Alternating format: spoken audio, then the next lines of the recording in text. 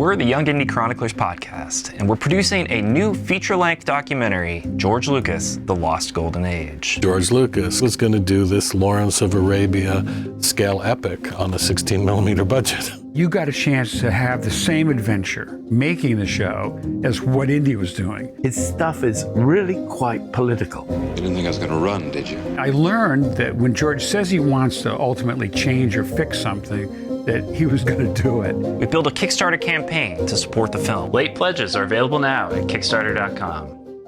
Indiana, we are simply passing through history. This is history. Welcome to the Young Indy Chroniclers, a podcast about the making of the show, The Young Indiana Jones Chronicles, which first aired on ABC in 1992.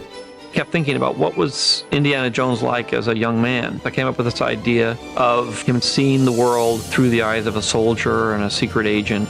Over the course of our podcast, we're going to talk to a whole host of very talented people who either worked on this show or were there from the beginning. We were able to shoot it on location in the real places where these events took place. Oh, make it up as you go. Oh boy, that's great advice. We hired some of the best European directors, a whole host of very, very talented people. I'm your host, Peter Holmstrom. And I'm Daniel Noah, and this is the Young Indy Chroniclers. There's only one rule, Indiana. Stay alive. Welcome back to the Young Indy Chroniclers, the one and only podcast focused specifically on the Young Indiana Jones television series and franchise. I'm your host, Peter Holmstrom, and joining me on this adventure of a lifetime is Mr. Daniel Noah. Searching for the meaning of life, Peter. The most important person on a film set is not the actor, not the director, not even the screenwriter, even though I might want it to be. The most important person is the assistant director. He keeps things on schedule and makes sure that the shots that are needed for the day actually get completed. On today's show, we're really thrilled to have with us the assistant director on what we've come to call season 3 of Young Indiana Jones, but basically refers to anything that wasn't filmed for ABC. And the assistant director we have today is Mr. Waldo Roeg, who also is the son of the famous Nicolas Roeg. Sir, thank you so much for being here. It's my pleasure. Thank you for having me. Gosh, it seems like a long time ago when I was working on them. And as you said, my father worked on one of the ones I think that was for ABC. You're American, are you not? Sir, I am.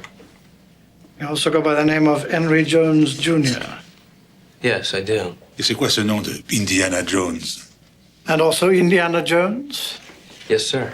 That's a very odd name. I will not be judged by a jealous little child. That's true. So I had a long association with the producer, Rick McCallum, over the years, and I thought it was fantastic being able to work on the what turned out, I think, to be a film in the eye of the peacock. New from executive producer George Lucas, a world premiere movie. Who are you? Indiana Jones. From the battlefields of Western France to the treacherous jungles of New Guinea. It's high seas adventure as Young Indy goes in search of an ancient treasure. The eye of the peacock. You must stop him. Don't miss Young Indiana Jones and the Treasure of the Peacock's Eye, only on the Family Channel. And I also did one of the travels with my father, where the young Indy meets Leo Tolstoy. Saturday. Most boys only dream of world adventure. One boy wrote the book on it. Indiana Jones. From executive producer George Lucas comes a very special story of a father and son. An adventure together. Yes, an adventure together. A Family Channel original world premiere movie presentation. Young Indiana Jones Travels with Father. Saturday at 10 on the Family Channel. And goes through Greece up into the monastery in Greece. So both those things were a real eye-opener because it had been running for quite a while, Young Indy. And as an assistant director, and certainly one of the sort of ambitions that I had was to be able to work on them. They were seen as being quite a good thing to work on if you were a technician, especially in the UK. And the great thing about them is that they had such an extraordinary eclectic mix of directors that directed them. So it was always interesting as to who you might work with as when you worked on them, and all of the directors, and I think partly through Rick as well, were not really straight run-of-the-mill directors in lots of ways, from Billy August and Nick Roeg to Michael Schultz, and I worked with Carl Schultz, who I think did the first one as well. I leave at first light. Be ready to ride. Tomorrow?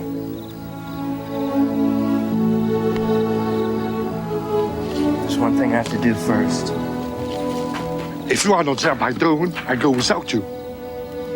I'll be there. He was originally hired, as far as we understand, to be kind of one of their in-house directors. He was slated to direct a lot of the episodes. They ended up kind of shifting their philosophy in terms of directors once the show got going, but he directed quite a number of them for sure. Yeah, it was one of the best experiences as an assistant director I had, actually, funnily enough, working with him. Very recently, for a strange reason, had contact with him again, which was really nice, just to say hello and things.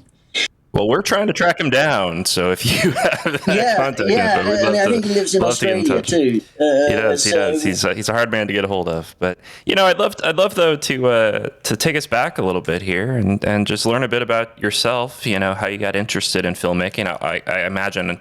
I know what the answer is, but if you have, tell us a little bit about yourself. I also see you even worked on the first Superman movie. As we're recording this, there's a new Superman movie out, so it's in the news. But no, that's absolutely right. Yeah.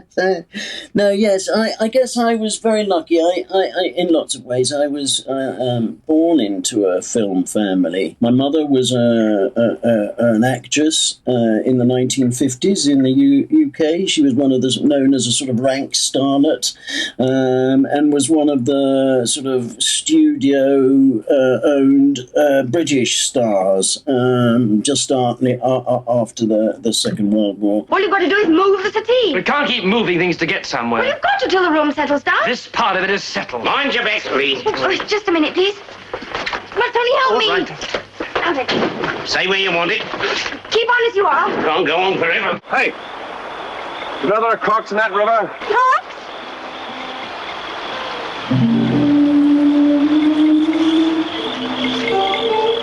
What do you want to go bathing at this time of night for? Jim. Ruth! Ruth, are you there? Better get back. Your father's calling you. And she did a location picture, which was to be one of the very first, before the main Heathrow Airport in the Samoan Islands. It was called Pacific Destiny. This is a success story with a difference.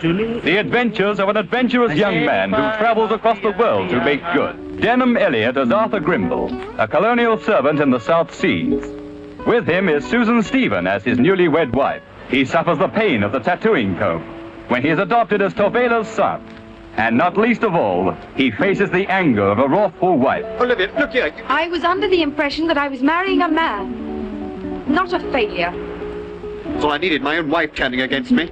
It was with Denham Elliott. It was starring Denham Elliott and my mother. And my father was the focus puller on the film. Wow. And they had this sort of wonderful love affair and things, and consequently I was born into sort of that sort of film family. My father, when I was born, was a camera, well, he'd just become a camera operator, really, and shortly after that, a cameraman. And I had two other brothers at that time. I had three more brothers, and then two more. So we're a family of six after all. And a couple of my brothers work in the film industry as well, still in the UK. So certainly Luke. If you discover Walkabout for the first time, you're discovering a whole sort of realm of the senses in many ways. The iconic scene in the film for a young person's point of view is certainly when Jenny expresses her freedom almost for the first time in the film and goes swimming in the nude. I have been asked many, many times what it was like to share that experience with Jenny, and I can say quite openly now that it was nothing other than terrifying. And had the loving of being able to travel around the world wherever my father went on location as a cameraman and experience filmmaking. And one of my earliest memories of it, of filmmaking, I guess, was seeing the train in Lawrence of Arabia.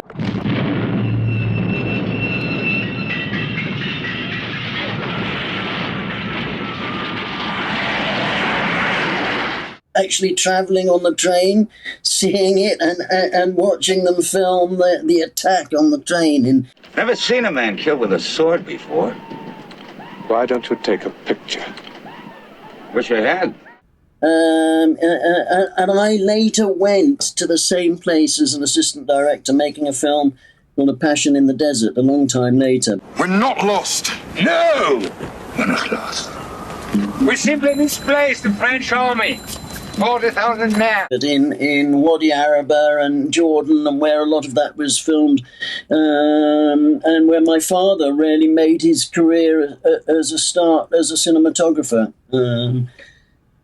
So I guess I had that influence of really loving storytelling. I have a real passion for storytelling, and I think film and cinema is one of the greatest media for storytelling. Sort of involves, sound, music.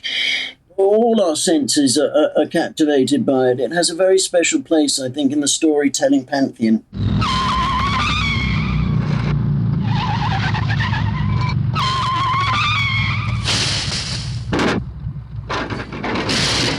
And I really loved the idea of going into it. I think when I started as a runner in 1976, I actually started in the theatre as what they call assistant stage manager. And I was fortunate enough to be a sort of runner T-boy in the office stroke assistant stage manager on the Rocky Horror Show. And the organisation, the producer that produced that, made a tour. So I got to meet a couple of people because they were writing the script in the production office, Peter Cook and Dudley Moore. And they made a film about the Hound of the Baskerville, which I was able to get onto as a runner. Now, we bring you an even more sophisticated Holmes than Rathbone. An even newer film than the original. More sinister, more savage, more terrifying, more elementary, my dear Watson. You don't understand him. He just wants to be friendly. Peter Cook is unforgettable as Sherlock Holmes. This is a job for an imbecile. Quite right, Holmes. Let me deal with this. Dudley Moore is forgettable as, what's his name? In the classic Gothic masterpiece, Sir Arthur Conan Doyle's The Hound of the Baskerville. And that was the sort of kickoff to me working in the film industry, as such. And I put my name down on the runners list at the, similar to LA, we have the union, and at that time in the 70s, it was much stronger in actual fact in all sorts of ways. So, and that's how I got my first job on Superman. It was through the union. I was sent there to stop traffic to begin with outside one of the sound stages. How many teas and bloodletting? 2. Doesn't it give you kind of a shudder of electricity through you to be in the same room with me? Not like the shudder you're going to get when you try to lay that rock on him. And then started having a smoke gun behind it, and ended up being the runner, or in effect, they called me the trainee assistant, had a credit at the end of the film after having worked on it for over 2 years. I'm not given wild, unsupported statements. And I tell you that we must evacuate this planet immediately. So it was a fantastic introduction to quite large filmmaking. All right, get on the radio and get an ambulance down here. I don't want to hold this convoy up any more than I have to. He's having trouble breathing, sir. What do you think? Well, I suggest vigorous chest massage. If that doesn't work, mouth to mouth. And it's fantastic, obviously, to have been, I think even, have that in a sense, in one of the films that I've worked on. I'm really proud of it. For its time, it was quite groundbreaking. And as you mentioned just now, it's Superman's come out this year. I haven't seen it, actually, so I'm looking forward to that. You piece of shit! Alien! That is where you've always been wrong about me, Lex. I'm as human as anyone. I love, I get scared, I wake up every morning and despite not knowing what to do, I put one foot in front of the other and I try to make the best choices I can. I screw up all the time. But that is being human. And that's my greatest strength. And someday, I hope, for the sake of the world, you understand that it's yours too. So that started my career really in films, and I became a third assistant, worked on lots of pictures as a third and then as a second assistant. And I guess coming from a background where I had a father who had become a director, he was very well known in the British film industry, certainly. He was very loved in the film industry. He was a particular character because he'd been a cameraman and a sort of focus puller. He was very, he was very loved by the crews that worked with him. So it's quite daunting, really. And I think, I always promised I swore I wouldn't work with my dad. And in lots of ways, I went into production and not the camera, partly sort of through that sort of feeling of wanting to somehow prove myself.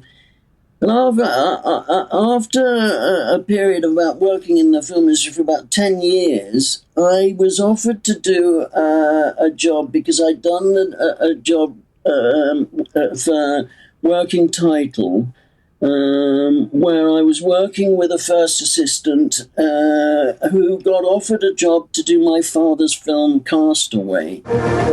Gerald Kingsland and Lucy Irvine, total strangers until she answered his ad. Mr. Kingsland? And made an extraordinary commitment. Now make sure that we don't starve, Lucy. To spend a year together, alone, in an island paradise. Lucy! Welcome to Chile. They came to build their own world. I believe in our future here, together. What they discovered would be a greater challenge than either of them expected. And that was produced by Rick McCallum.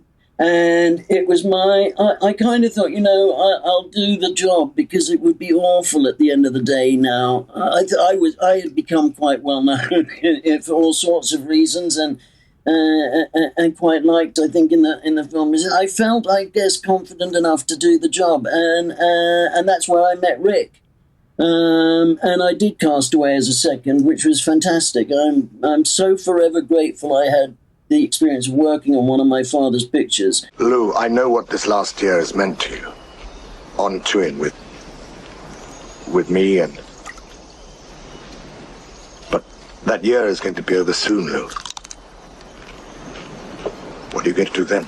I really love the film for all sorts of reasons, but Rick was an extraordinary character. I'm sure you've probably interviewed him and have know him. He was one of the youngest assistant directors in the DGA, I think, at one stage. Incredible energy, incredible imagination and insight, unbelievable. He was really from a stable of English art film and had produced some of England's sort of best poetic television. Dennis Potter. When relations with Trod finally broke down, Potter took over control of his next project, Black Eyes. It was like a young kid with a bunch of new toys that he's never been able to have before. Building sets and building things that were coming alive that he had written. I realized then that the object of making the film was not coming up with the best quality work. It was the process of communicating with an enormous amount of people. It was the process of being able to wake up and be with people. He had never done that before in his life. Pennies from Heaven, extraordinary piece of work, an extraordinary sort of different way of looking at storytelling in lots of ways too. Once upon a time, America was singing the blues. Pennies from heaven. Now, from the music of the past, comes the musical of the future. Pennies from Heaven.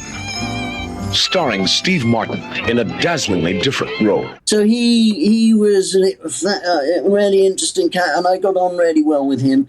And shortly after doing Castaway, he got to do these Young Indy series. This is about a classic story of an American boy who primarily, especially during the first 2 seasons, is an American who, for the first time in popular television terms, learns everything about life that Indy learns is from Europe and the rest of the world.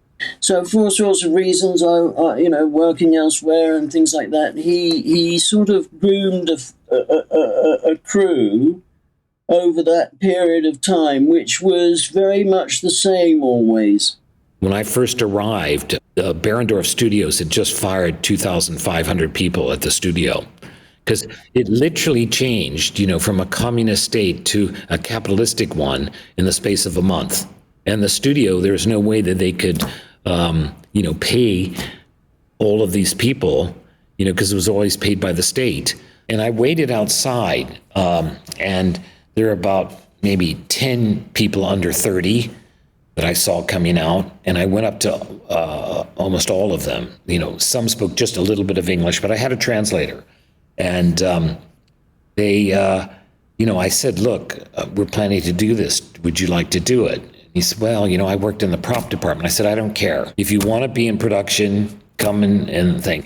So I finally picked 2 guys, and I gave them a fax machine, a computer, and we rented a car for them. I mean, it was a cheap trip, it was like $50 a week or something. And I got them an office at the studio. And then they became, my guys in Prague. And then I took the same kind of thing and went wherever we went, whether, it was India or China or, France or Germany, Switzerland, whatever country we did, because we did 36 countries altogether. And the whole period. I had, meanwhile, I guess when I did that first film with Peter Cook and Dudley Moore, I met and worked with English comedy royalty, really. Lots of big stars that had been from comedy. And I, from that moment on, seemed to have been also attached to supporting somehow and working with people in the comedic world in cinema and television. And I also, as I mentioned, I think I did a film, My Beautiful Laundrette, for Working Title, which was quite a seminal film that, at the time. The beginning of a business empire. Nothing but a toilet and a youth club. A constant boil on my bum. Jack Kroll of Newsweek calls My Beautiful Laundrette a sharp, sophisticated, funny, sexy, compassionate picture. A delightful surprise in every way. Oh, one thing more. Try and fix him up with a nice girl. I'm not sure his penis is in full working order. A laundrette as big as the Ritz. Oh, yes. Faced with racial tension. Why are you working for these people? Packies. It's work, that's why. Don't get too involved with that crook. David Denby of New York Magazine calls it rambunctious, juicy, richly entertaining. My Beautiful Laundrette is a work of substance. My Beautiful Laundrette, an Orion Classics release. And actually, Working Title was a very small film company at that time, and it just started doing that stuff from pop videos, really. And through that sort of connections, I'd worked for and worked with one of England's sort of great comedy, became quite well known on television, a guy called Mel Smith. He did Not the 9 O'Clock News, which I did. I sort of produced some of those shows on the TV and things. Just proves how blind and stupid Dennis and his party are. You know, I wonder if you know anything about economics at all. Mr. Robbins, your view. Well, now that Michael has allowed me to get a word in, I've never heard such rubbish. And to think that this man is in the government is quite frightening. I resent that snide remark. It's exactly the kind of thing I have come to expect from your kind of politician. My kind of politician. If only the public knew to what depth some people will stoop when they enter the house. This is the kind of politician who will be greatly missed. A great parliamentarian of our time and a close personal friend. I am heartbroken. Well, Mel Smith was asked by George Lucas to do a film called Radioland Murders. Somebody else died at Radioland tonight! Why weren't we notified? It was a trumpet player, but the doctor said it was just a heart attack. The coroner says different. Says your trumpet player was murdered. Pickled with an arsenic and gin cocktail. That was rat poison. Which is where I worked as a first with Rick. And shortly finishing that, he asked me to do that Peacock's Eye episode for Young Indy. Remy and I are on a business trip, so... Business? I thought you were going to become an archaeologist. Yes, sir, I'd still like to, but right now our business must require all our attention.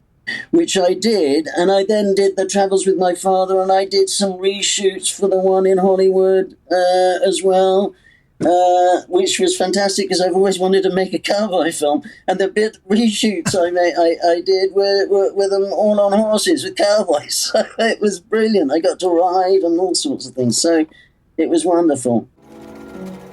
I don't know what you guys are going to do without any stuntmen. Well, I'm sure Mr. Ford will think of something. Excuse me, would you mail this for me? Thank you. And it was a crew that I'd worked with a lot because of Radioland Murders. So David Tattersall, the lighting cameraman, and Paige Thomas, cinematographer as well now that... and I think it was Paige that initially got in touch with me. That's fantastic. So for Peacock's Eye... You guys went to Thailand, right? Is that where you shot the whole... Where did you shoot everything? I'll just ask you that. We did. We shot it in Thailand. It was an extraordinary place because they also brought a lot of the cast over from the Cook Islands. Maybe we should give them a gift. This would be a good idea. You give them your hat. It's not good enough, Remy. Not the box. Just calm down. It's okay. It's okay. So we were recreating, I can't remember the name of the island, but it's actually an extant island where there's a culture with these yams. Welcome to the Trobriand Islands. The Kiriwinians are your hosts. I'm Bronislav Malinowski. I'm studying these people. Who are you? And we recreated all of that in Thailand, and lots of stuff at sea as well. But, yeah. I've still got him in sight. We have to catch her. Water. It's the last.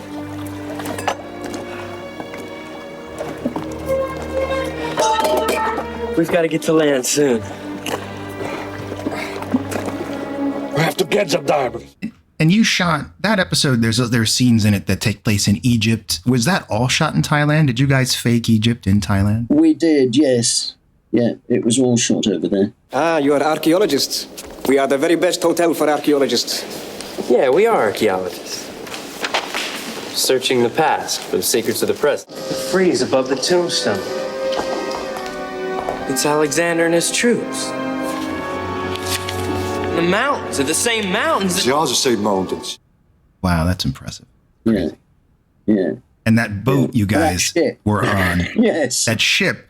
Yes. That boat. Because that ended up being in a lot of episodes, but I feel like, was it in Thailand? Where was the boat? It was in Thailand, yes, in a sort of studio-type area in Thailand.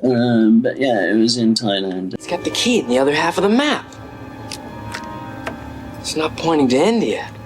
It's pointing south, east. To where? I don't know. I can't see. I don't know what happened to me in the last year. I just seem to lose hope. It was extraordinary how, I've recently seen, I think it was on something on Instagram, of like a shortened film of them building the ship for the Titanic film. Sure. And, in this completely flat, open space, they built this ship. Now, the ship we built was a long way away from being the one like in the Titanic. But you couldn't believe that you could shoot, build this and shoot it in certain ways, and it looked like a ship. It really did. Yeah. So yeah, it was extraordinary. Don't let them take the key, Indy. Henry, you had the key. You're the ones who attacked Zyke at the temple. You're the one who shot him in his room? He was going to kill me. We were supposed to be partners. You were right in the page. A previous guest of ours was kind enough to connect us up, and she said in an email to me that we should ask you about funny stories related to breakaway chairs and mangoes in Thailand. Oh no! This is my age. I have no recollection of mangoes and chairs, but it was one of the most fun shoots I've been on in lots of ways. I kind of made friends with some of the crew that I've not let go of, and Paige is one of them.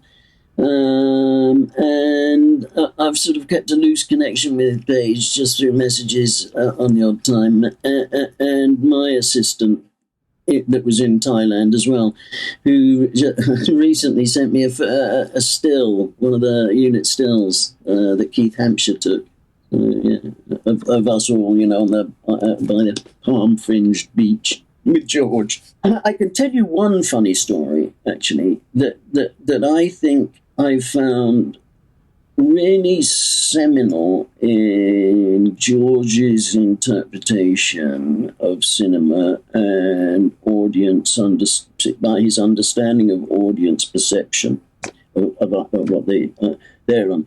The art department, and it was the same fantastic art department that we had on Radioland Murders, and I think they went on to do a lot of, and had done even before that, a lot of the Young Indy shoot. So they wanted to recreate the island, in the middle of the Cook Islands somewhere, where there had been a French philanthropist who Indy meets and has that interaction with, and his house. I'm Bronislav Malinowski. I'm studying these people. Who are you? Indiana Jones. We're travelers from Europe. We came by way of Java. An American. And a Belgian. Remy Baudouin. They even had a book, with like photographs of his house. And him sitting like in a room in it or something. So they built, this French philanthropist's house almost like it was. George came and he said, "No, this isn't right. I don't like this at all." And everybody went into a mad panic because, this was a big bit of the shooting. You can't tear down all the weeks and weeks of construction, all this sort of nonsense. Well, he wasn't having the house the way it was. And they redid the house. And it is as it is, You're welcome to stay here with me till your ship arrives and takes you away. Sweeter words were never heard. Brewster's Millions? Escapism. I try to keep my sanity. But the great thing, I think, that for me for that is, it's not that it's not real, but it's how everyone would understand it to look. if you didn't know what it was, if that makes sense. The only time that's important here is that of energy. How much effort and energy does it take to make a garden? There are no buses to catch, no dinner parties to dress for, only the time necessary to complete a project. What project are you trying to complete? I want to document this culture so that it won't be lost when it changes, and everything changes, no? I think sometimes the reality can be quite jarring, but and it makes you think, no, it can't have been like that, even though it was real. But to create something for the mind, and I think that's what Indiana Jones does. He becomes everybody's hero. Everybody, whoever you are, sees a part of the hero in him, and you're not sort of surprised by its look or its feel somehow. That's what you would imagine a sort of whip-cracking, archaeologist type to be. That's not only has that image framed our minds now for its own understanding, but I think his understanding of what we would... That's what comics were a little bit in the past too, I think, isn't it? What are you two doing? Remy, the stone that was in the box had some kind of writing on it. I think we've deciphered it. You two together? Yeah, maybe a clue as to where the diamond is. Why didn't you tell me about the stone? Well, I couldn't figure it out by myself, and I didn't want to get your hopes up in case it was nothing, so I asked Mr. Malinowski to help. And what do you want for your help? Remy? Please, Remy, don't worry. I've no interest in your treasure hunt. So that was really relative. It was a great revelation for me, I think. And that's part of his extraordinary eye for filmmaking. However, sadly, I worked on one of his flops. Now, gentlemen, I give you America's newest network, WBN. Junior, what are we opening with? Music or announcing? Okay, cue the 3. Cue the announcer. Cue the 1. Cue Dexter.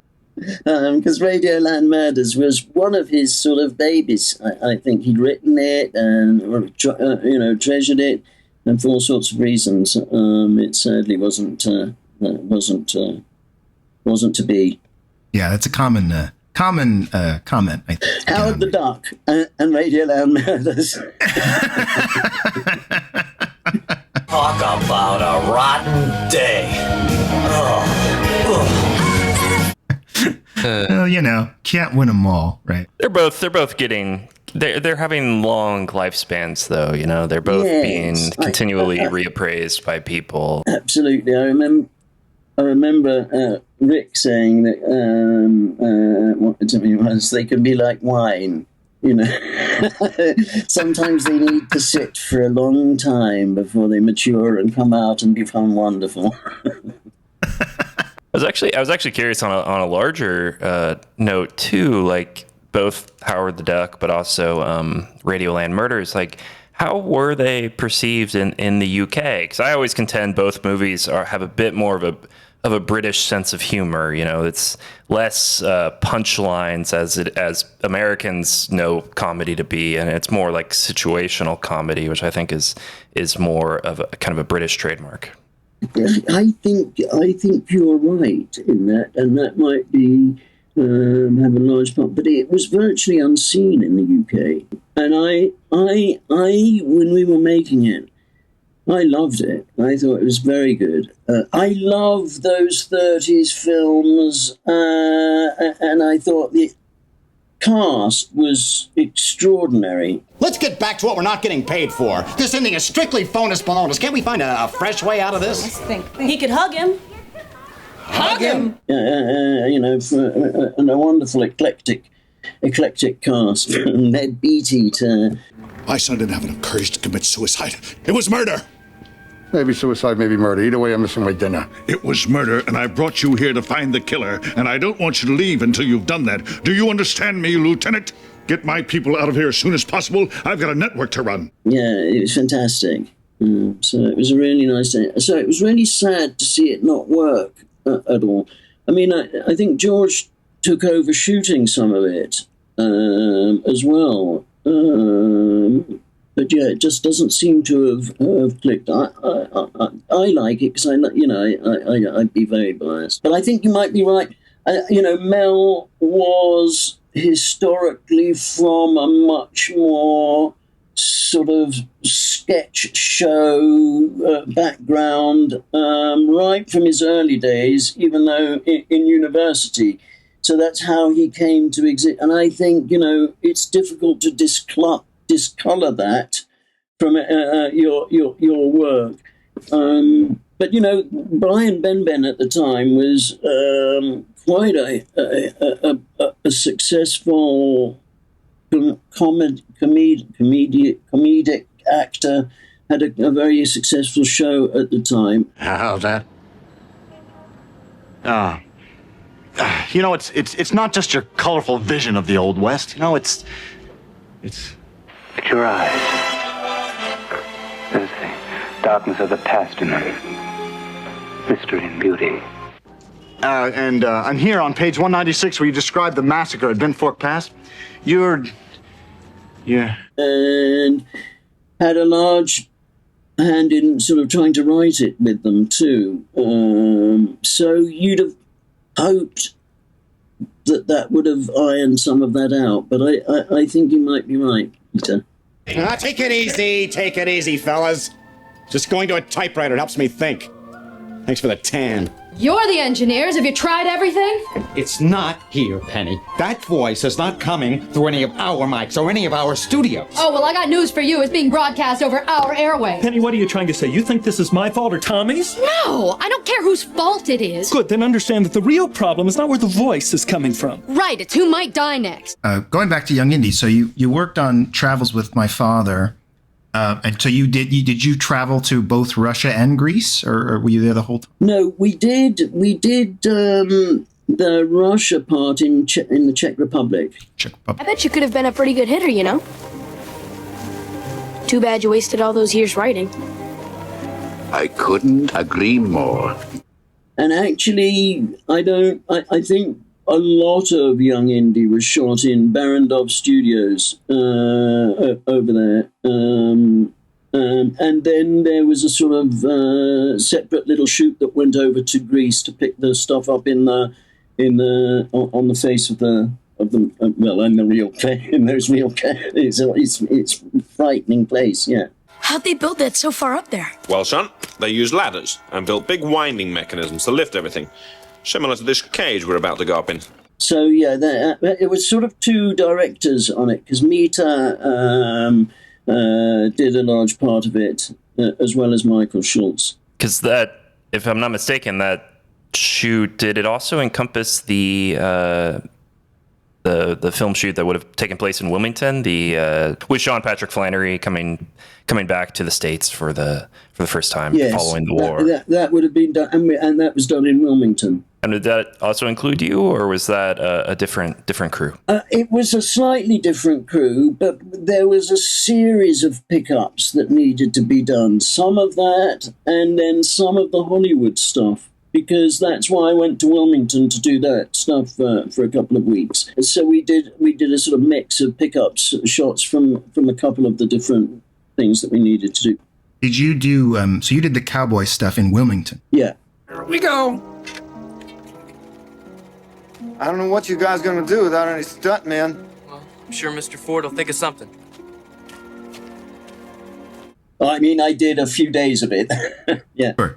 Did you remember the scenes, or do you remember what was happening? I remember we were filming people on horse. I think it was something to do with Wyatt Earp. Then got as close as you could. Come up on them from behind and plug them through the back with a Winchester. Well, I can't have Harry shoot somebody in the back. Why not? It's what happened. Because it's not heroic. Heroic? None of these men were heroes. Well, we've got to make him a good guy. Good guys, bad guys. I wish it had been that simple. But we were filming something to do with them, and we had a wagon and some horses that they were, and that was being filmed. So it was like a film of a film. I see, yes. So they were shooting at the movie. Yeah. Yes, of course. Right. Got it. Yeah. I wonder if that's some of the black and white stuff. It could be. Because that wouldn't have stood out as much. Yeah. Interesting. Do you recall there's a scene in that episode that we always speculated was a pickup when Indy and the love interest are in a little house. It looks like a North Carolina beach house. And they have a whole conversation about their relationship. Wouldn't be anything that you were involved in? But I can't remember that exactly. I can't know.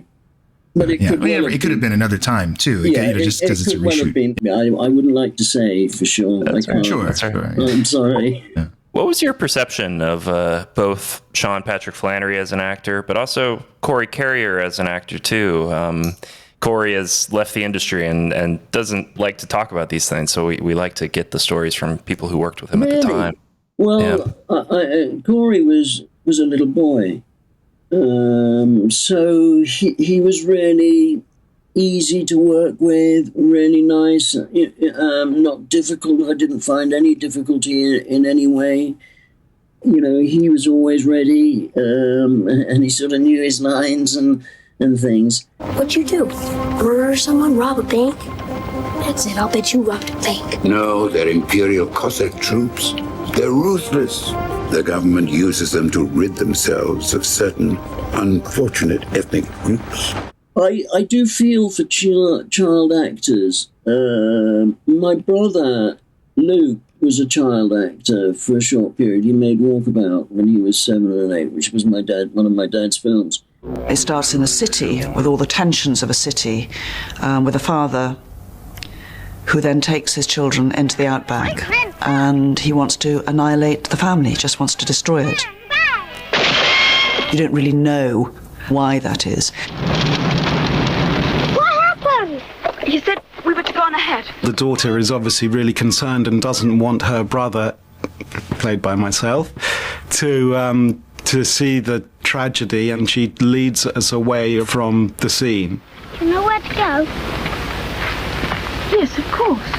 At a point of almost no return, where there's very little hope left, they come into contact with an Aborigine who's on his walkabout, and a relationship then develops, and he becomes our savior ultimately and leads us back towards civilization. And after doing that, he got lots of offers to do.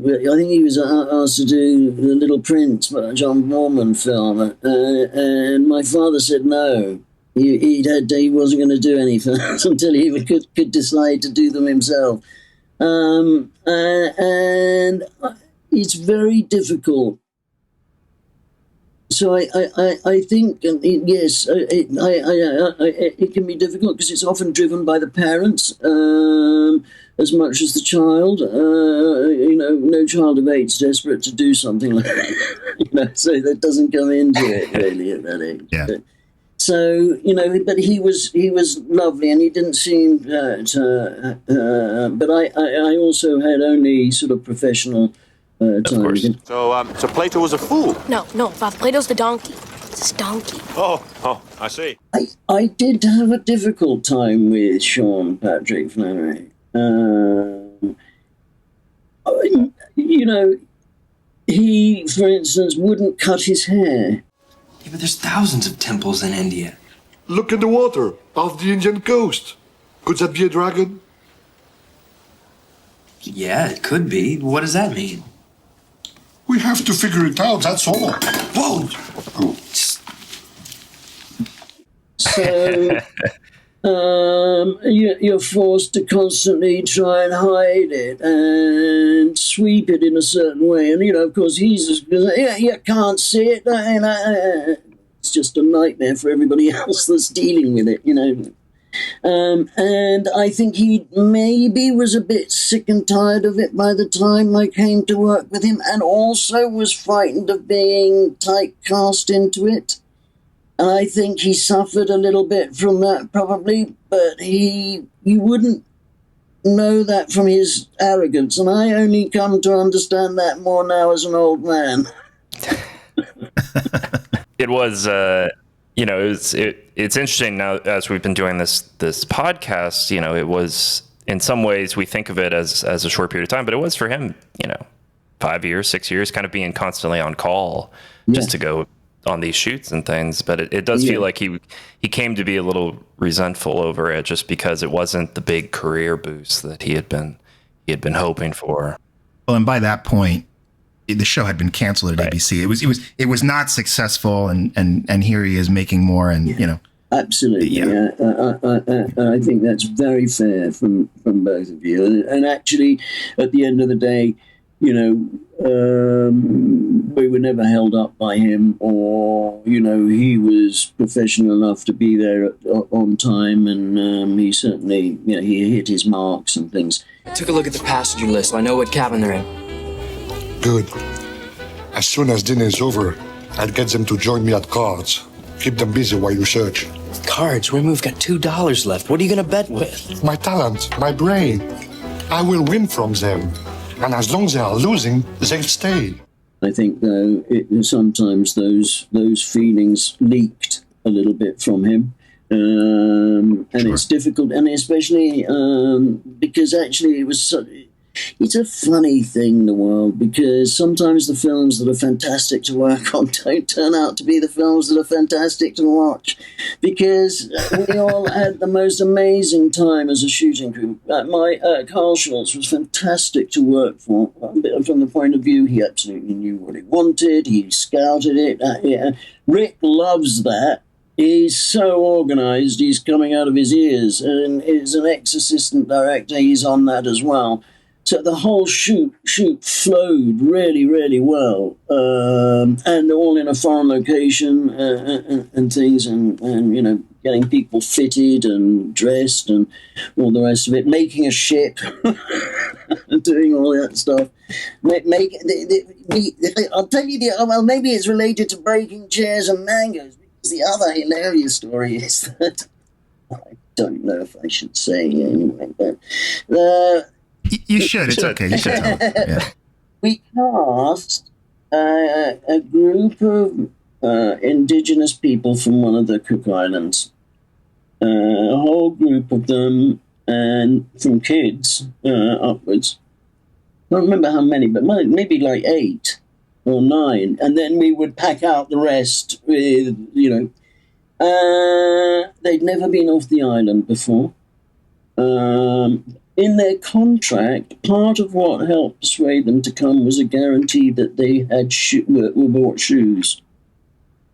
So you're coming from a place where people are that, not naive, because naive is the wrong way to sort of term it, but have come from such a isolated culture, and one certainly, well, probably different bit now, but 95, 96 was, well, 95 was certainly still quite cut off, and had people go and visit and things like that. But, you know, still, I'm in the middle of nowhere and no reason to go.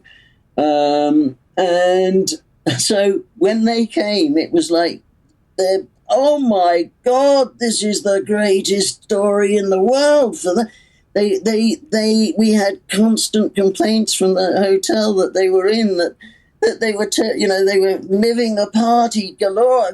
They couldn't believe you could get girls up in the room. They were saying, it was insane. We had terrible difficulty then controlling them and explaining what it was to sort of live up to coming to a place like this, which was extraordinary. You also then, on the other hand, sort of felt that you'd sort of corrupted them to go back. Oh, no. God, they'd known the worst of the Thai. Street life. No. It's not an advertisement for honest and good living. I was picking up girls every night. Always different ones. Petite ones, chubby ones, older ones, sometimes multiple ladies a night. I was out of control. I became insatiable. You start to lose it. I started to wonder, where am I going with this? What is desire? The form of this cute Asian girl, why does it have such a grip on me? Because she's the opposite of me? Is she going to complete me in some way? Maybe what I really want is to be one of these Asian girls. It was very funny. you talked a little bit about working with Carl Schultz, but you also worked with Michael Schultz and also Deepa Mehta on the Grease shoot. I wonder if you have any thoughts about them. They're both quite legendary directors in their own rights. What was it like working with the two of them? Absolutely. It was a very short, really, with both of them. But, again, it was one of the reasons it was such an honor for anyone to do Young Indy. I think working with Mehta was... it was an extraordinary opportunity to even have a conversation with a director like that as well. And I've always had a love of Indian cinema, Satyajit Ray and things. I think Chess Player is one of the great films of our time in lots of ways. I think they have an extraordinary. So to have the opportunity to work with anyone from that, and let alone someone that is so highly thought of, really. I know she's in Canada, effectively, but her imagination and her understanding of the world was fantastic, I think. And I was always perceived in Canada as a Canadian who made Indian films. But I think after Water, it was like, okay, Deepa is an Indo-Canadian. She's a Canadian. Water is a Canadian film. I had once another opportunity to work with a producer once, Jamal Lavani from Pakistan, and made a film called A Passion in the Desert with Lavinia Currier. And I've always wanted to make a film in India, or even work on a film in India. When I worked on Superman, there were 3 assistant directors that worked on it: David Tomlin, Steve Lanning, and a guy called Roy Button. Roy Button went on to Warner Brothers later in his career, I think, as a sort of huge one of the sort of moguls there. But they made Superman, but they also did A Bridge Too Far, and they also did Gandhi. And I did anything to get onto the film Gandhi, because it was iconic for an assistant director to work with giant crowd, and call sheet with 250,000 people crowd, all dressed. It's extraordinary. And then a location move the same day. It's an amazing thing. But they did A Bridge Too Far, parachuters. And things like that. So they were sort of iconic assistant directors that I always wanted to do, and so they did most of the things that went to India in the end. So I never got to work there. Yes, those films are all from the distant past. That's for tragedy. No, we know him. We know him. We talked to Peter McDonald. He directed an episode of Young Indy, and he worked on all the well, not Gandhi, but he worked on Bridge Too Far. And I can't believe he's still alive. Can't I do what I want? Okay, I talk about what I'd like talking about. Freddie Young was my godfather, who was the director of cinematography on Lawrence. So Peter McDonald, Jeff Unsworth, who was a DOP, my father had worked for a long time. So Peter McDonald was a part of his generation, really, and younger. A little younger, but and it was extraordinary working with them on Superman, which was fantastic. The lovely Jeff Unsworth, but fantastic. Yes, of course, because Peter Mac he's very good at action stuff. He's a top man. He blew up a train. Yeah, Paige talked about it, and Chris Bromley and all that. Yeah, well, Chris would know about that scene you just mentioned. Yeah, no, he talked to us about it. We've interviewed Chris. Exactly. Because Chris did those reshoots. He produced those reshoots, and he was production supervisor. If we still feel the same after we know each other, then... What? I'd like you to come back with me. We'd be remiss if we didn't ask you a couple of questions about your father. He worked not only on Young Indy, but obviously just legendary filmmaker in his own right as well. I wonder if you have, I guess the question related to Young Indy would be like, in your perception, like where was your father at career-wise around the time of Young Indy, you know, and like what maybe drew him into doing an episode? I can answer that easily in lots of ways. Partly because of Rick, and Rick was, they had projects together and did Castaway, but they became very close too. Interesting? Not to you. Try me. Oh, Linda, you don't want to know about my hobby.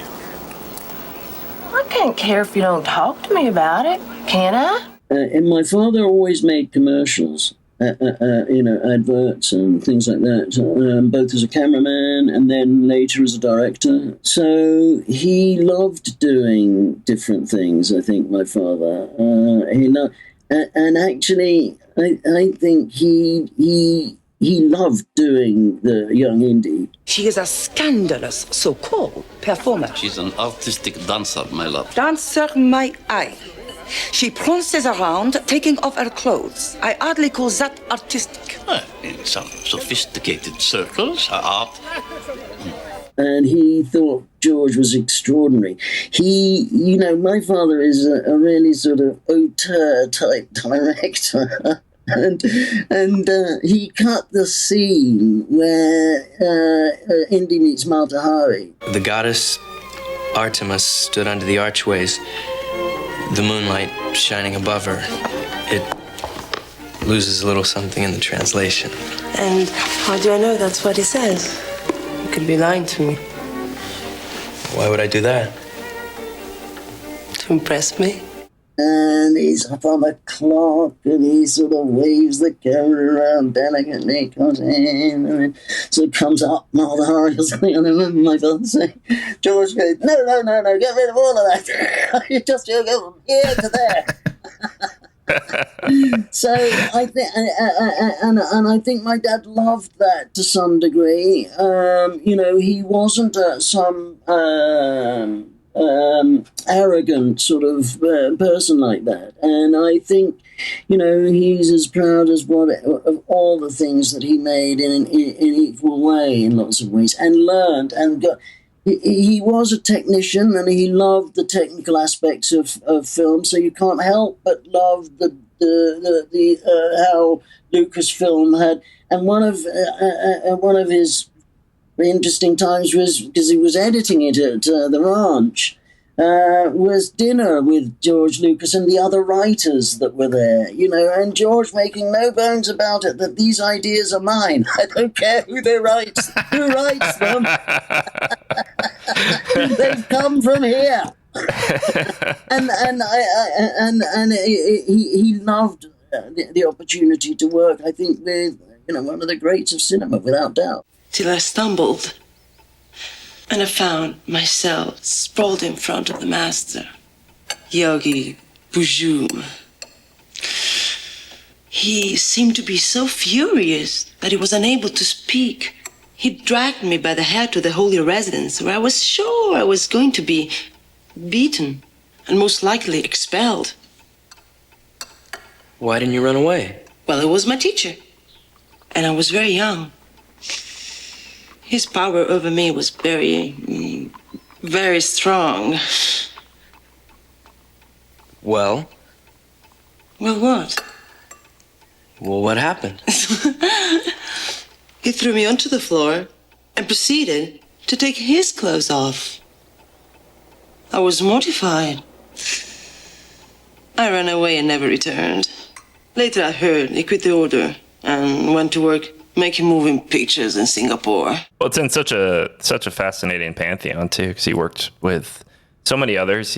Roger Corman and David Lean, and just so many of these luminaries of cinema, and then to work with George as well. It's wonderful. Yeah. It's so fantastic. Yeah, absolutely. I think, and actually, I've got it in my cupboard. I've got a Young Indiana Jones hat.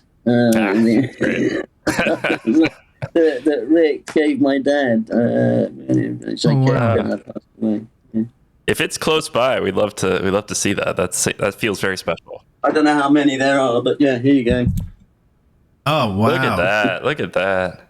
Oh, that's great. That's great. Can you maybe hold it a little bit back a little bit just to make sure. Yeah, put it on. Oh, yeah, put it on your head. There you go. Oh, that's great. Look at that.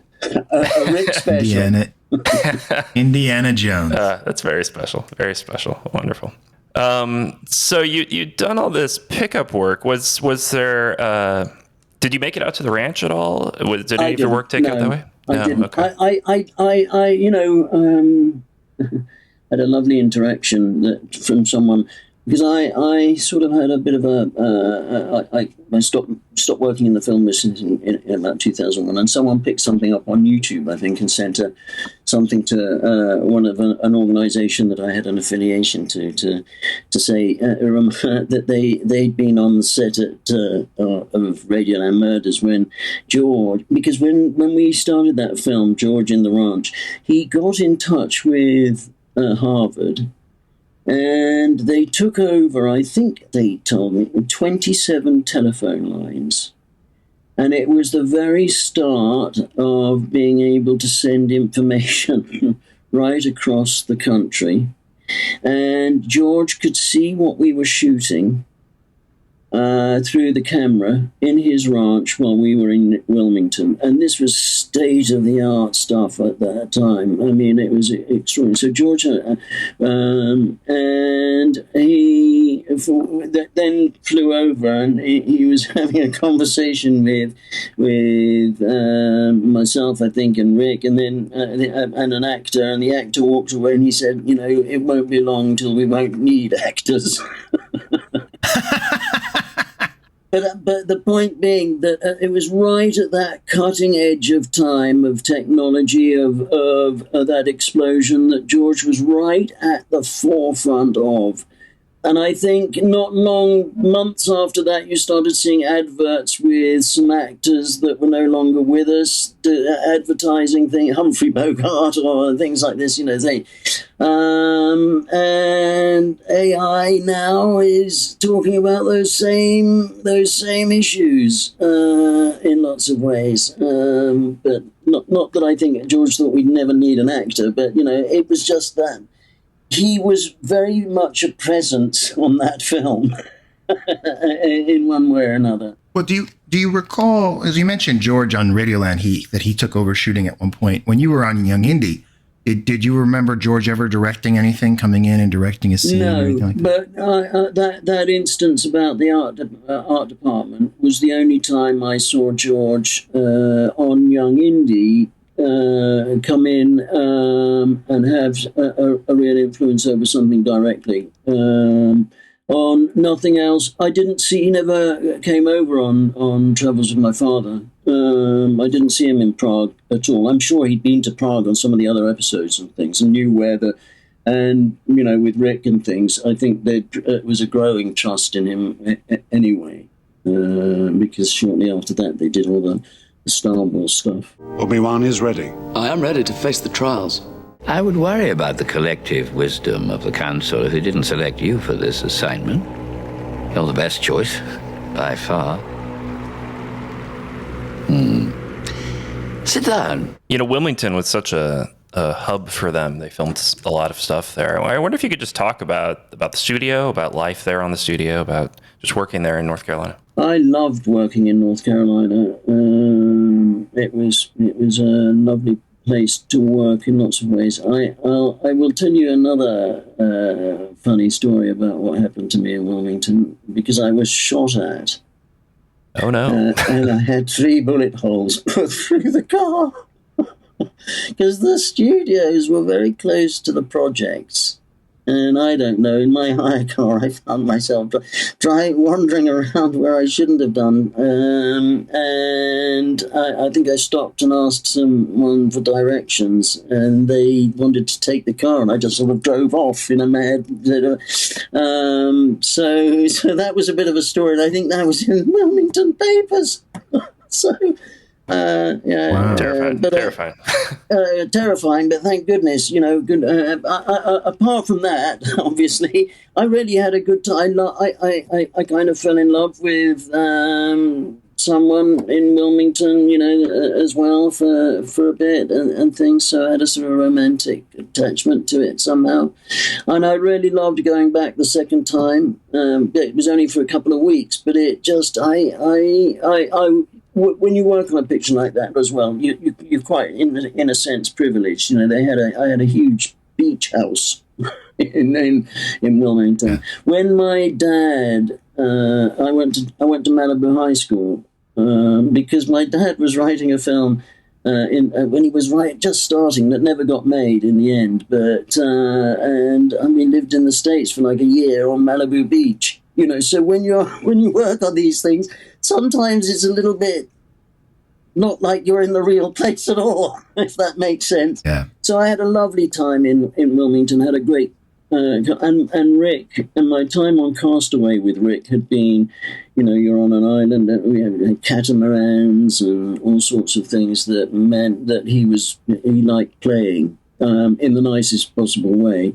So he made Wilmington quite a nice experience to be as well. He was, I thought the studios were great.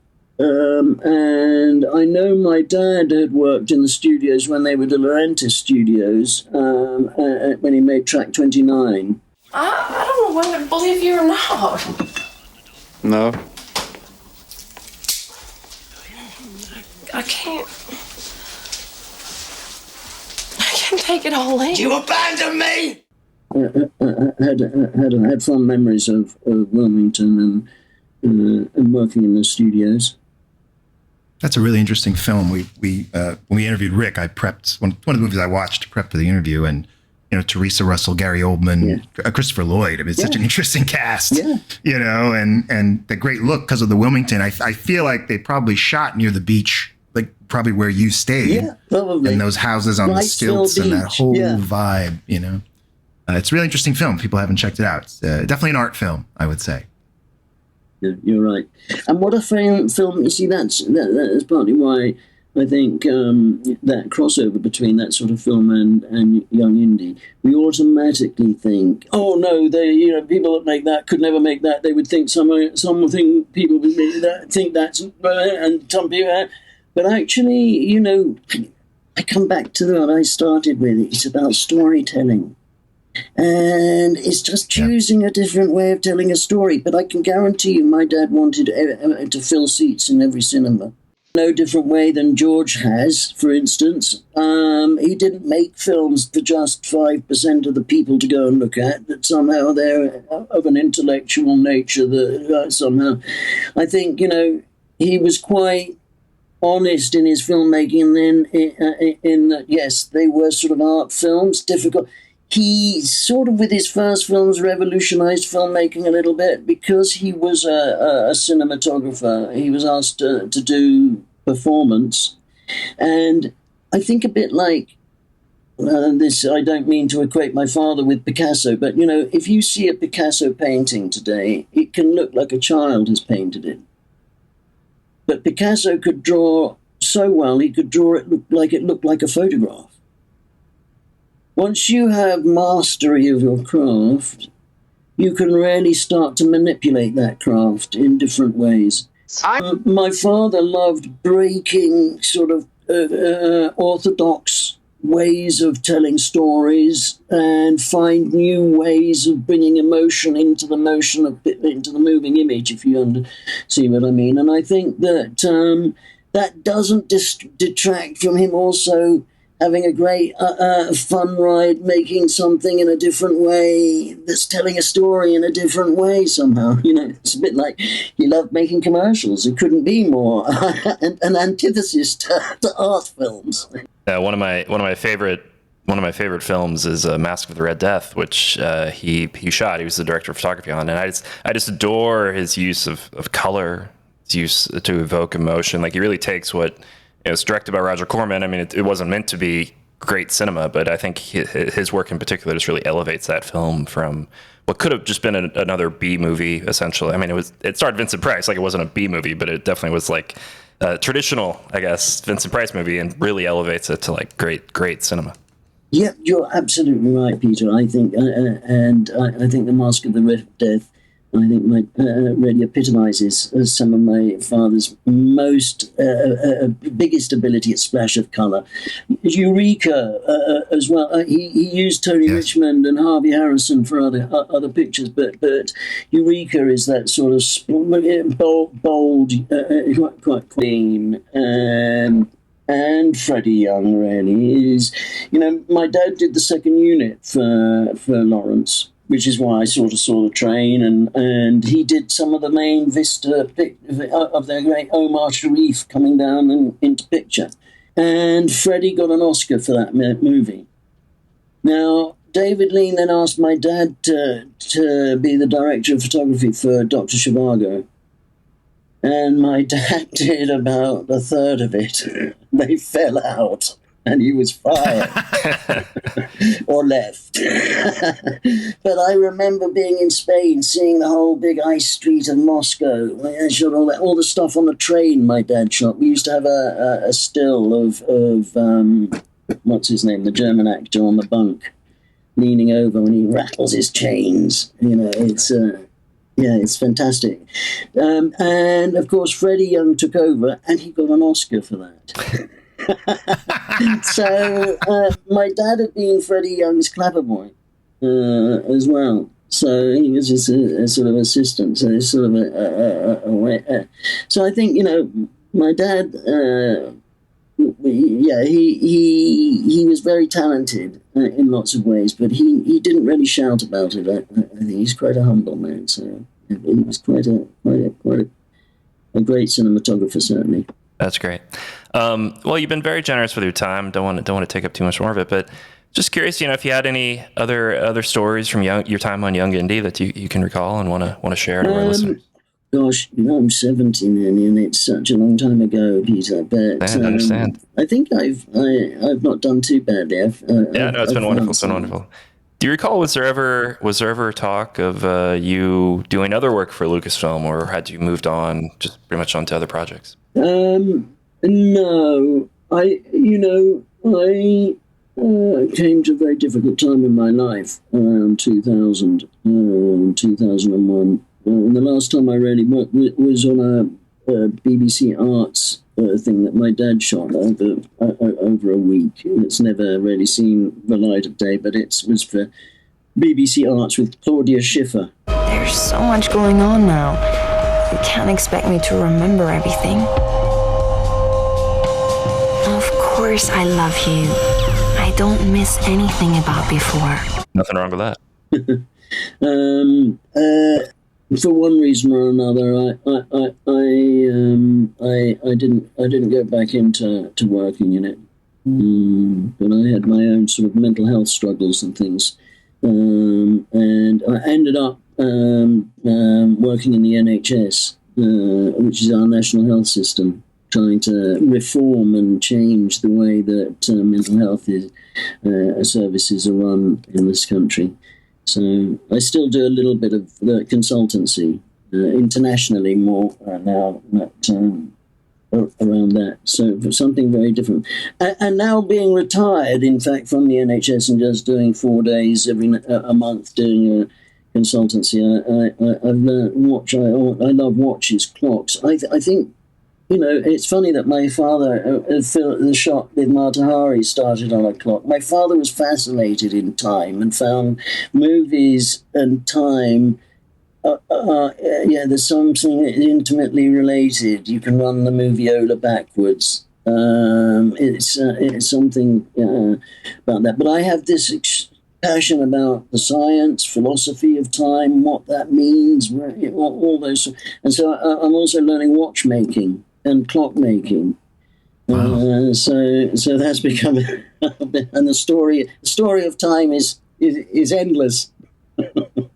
That's wonderful. I think it's so connected to your work as an AD. I don't know if you draw that connection at all, but it seems fitting for me. That is very poignant because I stopped being an assistant director and then became a production manager, production supervisor for a few films, and then I produced a couple of films because I felt I was wishing my life away by being desperate to get the day done. to get the next week done. Let's get that out the way. And you don't ever get that back. And I suddenly thought, hey, I've got to move away from this because I don't want to just get the day. I want the day to go on forever in lots of ways, if that makes some sort of sense. So it was a motivator for me to move. But I have carried my scheduling head in my mind with everything that I have done since. So it's extraordinary how I think being an assistant director has, and I did it for 25, 30 years, has imprinted me in lots of ways. So, yeah. That's wonderful. That's fantastic. Daniel, do you have any other questions for our guest here? No, it's been such an honor to speak with you, and your father's legacy and your legacy, such an important part of the history of this industry, and we're honored to be able to tell that story. Oh, it's a real pleasure to be here. I feel sort of honored to be asked, honestly, guys. So it's been lovely. Now you say you're building clocks, building watches. Are you selling them? Is this something people can reach out to you about, or is it just? I'm not selling them. I want to be able to more restore things, so get something vintage that I can then make work or be able to go into and manipulate in some way. I think if I bought a very expensive watch, I'm not really equipped at the moment to service it. That's for sure. That's wonderful. That's wonderful. Well, thank you so much for being here again, Mr. Roeg. It's been really such a pleasure to speak with you, and thank you for sharing your stories. I mean, it's. We always feel like there's more mysteries to uncover here on this show. So it's been wonderful to get your experiences. That's fantastic. Listeners, if you want to get in touch with us, find us on Instagram, Young Indy Chronicler, Young Indy Pod. Find us on the podcasts out there. Please rate us 5 stars. If you want to find us, we're on Patreon as well, Young Indy Chroniclers. And please support the show. So until next time, for Daniel and myself, thanks very much for being here. And keep on adventuring. Next time on the Young Indy Chroniclers. We're thrilled to have Anthony King. He's the host of Force Ghost Conversation. Here in a few minutes, we're going to be joined by Dan Madsen. And we're going to be rocking a audio commentary for Indiana Jones and the Curse of the Jackal. Anthony, have you ever seen this version? When the Laserdisc version was floated, like, all right, let's do this. What was the name of the young actor that played Indy's dad in the show? Lloyd Owen. I wonder if their just thought was, hey, we're cutting this as a feature at Spring Break Adventure. This voiceover comes in, you have no idea who this person is. Like, it could have been that simple of a thing. We're the Young Indy Chroniclers podcast, and we're producing a new feature-length documentary, George Lucas, The Lost Golden Age. George Lucas was going to do this Lawrence of Arabia scale epic on a 16-millimeter budget. You got a chance to have the same adventure making the show as what Indy was doing. His stuff is really quite political. You didn't think I was going to run, did you? I learned that when George says he wants to ultimately change or fix something, that he was going to do it. We built a Kickstarter campaign to support the film. Late pledges are available now at Kickstarter.com.